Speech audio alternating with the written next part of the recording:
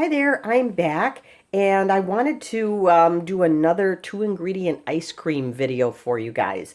In the last couple of weeks, I've played around with this recipe and different flavors, making one vanilla with like a raspberry ripple in it, which was really delicious.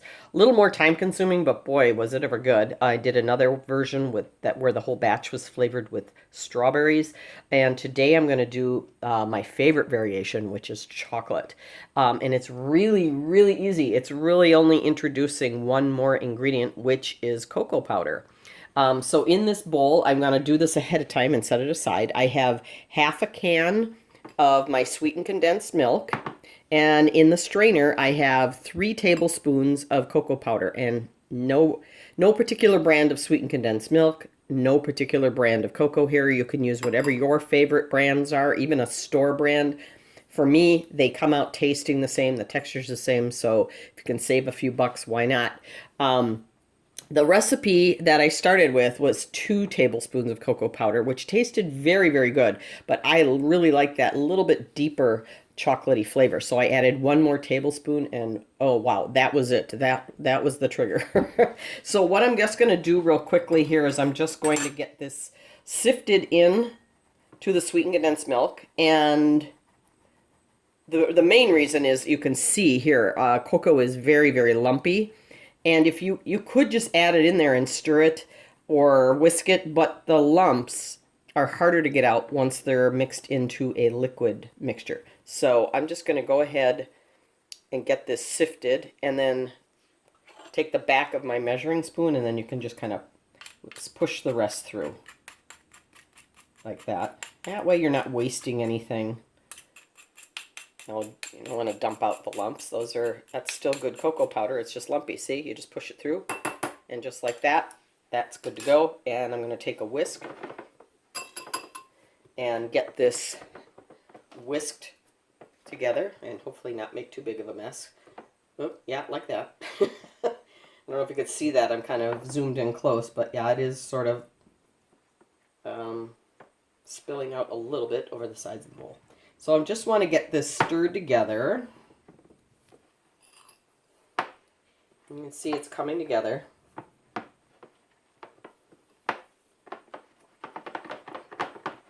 There, we're almost there.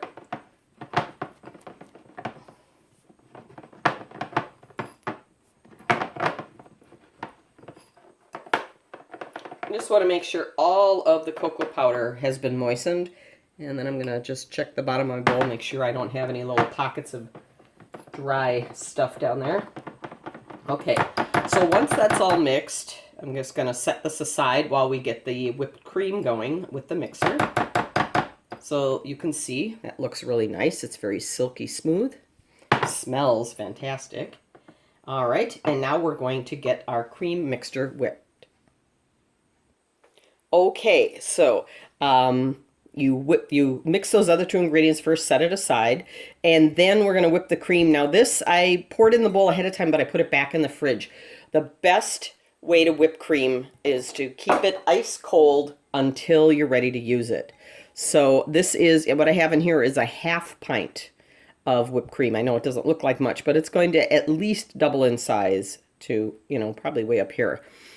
So, and I also have a teaspoon of vanilla in here. The vanilla is totally optional. So I'm going to get this mixing with my Cuisinart mixer. That's low. We'll get it up to about medium here.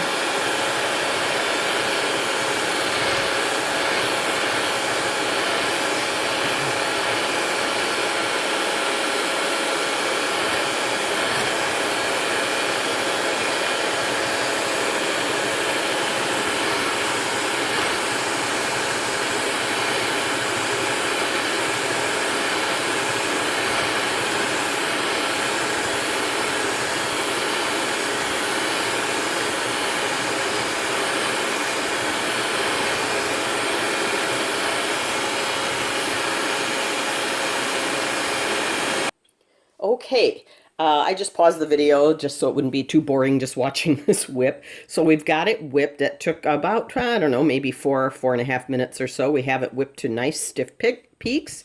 rather. And now I'm going to fold in my chocolate, now chocolatized sweetened condensed milk. So I'm just going to, actually, I figured out that it is a little easier to mix in if I take a little of this out first and put it into this. And we're just going to kind of get that stirred in first, just to kind of lighten up this mixture, because this chocolate mixture is quite thick and sticky. So I'm just going to kind of, there we go, lighten that up a little bit. Okay, and now I'm going to pour it into the rest of my whipped cream. And again, this will also work with the blender. I find it goes a lot faster this way. But, you know, whatever appliance you have, either one works. I used my Cuisinart hand mixer here that I reviewed easily 3 years ago, probably a little more than that now. But any hand mixer will do. Any hand mixer that has beaters can make whipped cream. So you just want to keep folding until you no longer have all those white streaks. I don't know if you can see that. There's just a few there. So you just kind of keep folding and folding and folding. And if you make vanilla, where you're just putting the sweetened condensed milk in here, seeing that once it's in here, it looks white like the whipped cream. So it's a little harder to tell where you've missed it, but I don't think it's that crucial to be exact. But here we go. It looks like I've got everything in there. Okay. So here is our, I'm going to scrape the sides down because that's all good stuff. We don't want to waste anything. So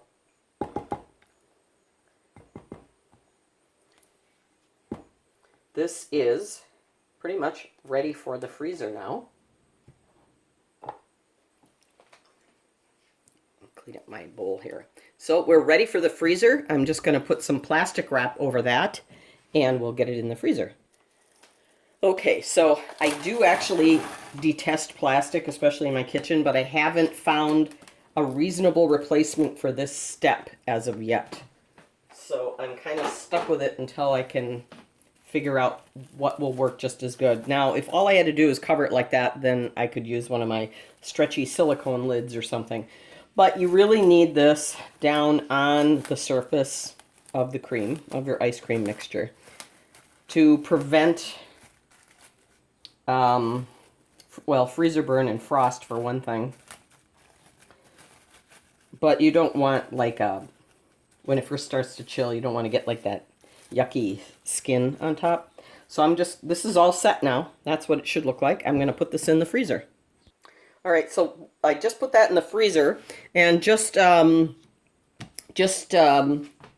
little more information on the flavorings. If you're gonna do like raspberry, strawberry, or some other fruit, you'll want to make sure you don't add it fresh or take frozen fruit out of the freezer, like whole berries or something, and just throw it in the ice cream mix, because it will freeze really hard. Because fruit, the juice that's in fruit it has a lot of water, and it's just going to be hard ice chunks and not very flavorful. You'll want to cook it down first to kind of a preserve or jam-like consistency. And even with a little bit of sugar, you don't have to add a lot, but some sweetener of some kind, whether it be sugar or stevia, whatever your preference is, it will make a much better consistency in the ice cream. And you will mix that into the sweetened condensed milk first before folding it into the whipped cream.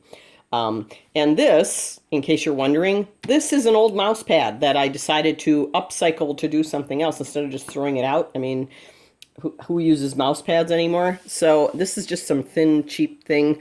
It's rubber on one side, has that kind of polyester stuff on the top, but it's great for mixing things, especially where you need to use both hands and can't hold on to the bowl. This keeps it from sliding around. So that's my little DIYer for today.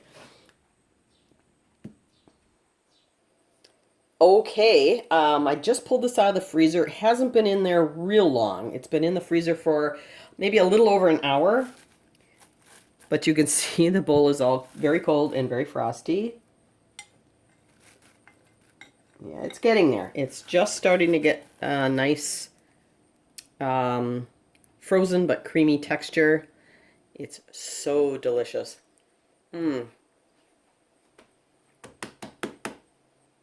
Absolute favorite flavor of doing this.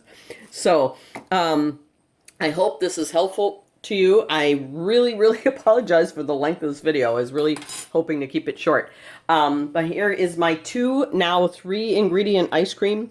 4 if you count the vanilla.